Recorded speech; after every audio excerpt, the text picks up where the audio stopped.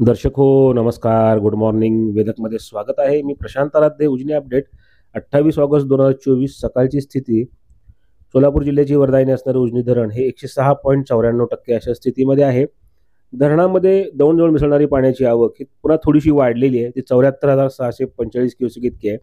धरणातून अद्यापही 81,600 क्युसेकनं पाणी भीमा नदीच्या पात्रात सोडलं जाते.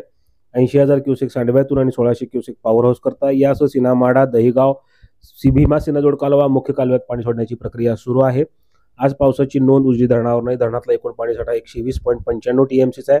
यातलं उपयुक्त पाणी 57.29 टीएमसी इतका आहे. दरम्यान नीरा नदीवरील वीर धरणातून सोडण्यात येणारा पाण्याचा विसर्ग हा आता कमी करण्यात आला आहे. 33,000 क्युसेकनं पाणी सोडलं होतं, मात्र हा विसर्ग कमी करून सकाळी 7:30 वाजल्यापासून तो 23,185 क्युसेक इतका करण्यात आला आहे. त्यामुळं नीरा आणि भीमा नदीची पाणी पातळी कमी होण्यास मदत होणार आहे. पंढरपूरमध्ये भीमा नदी 1,06,000 क्युसेकनं वाहत आहे. काल हा विसर्ग 1,20,000 ते 1,25,000 क्युसेक पर्यंत गेला होता. मात्र आता पाण्याची पातळी ही हळूहळू कमी होऊ लागलेली आहे. दरम्यान घाटमाथा, भीमा खोरे परिसर, नीरा खोरे परिसर या भागात पाऊस आहे, मात्र त्याचा जोर हा आता मंदावलेला दिसतोय. गोविंद शिल्प घेऊन येत आहे एकूण 80 ट्विन बंगलोचा भव्य दिव्य पंढरपुरातील एकमेव प्रकल्प.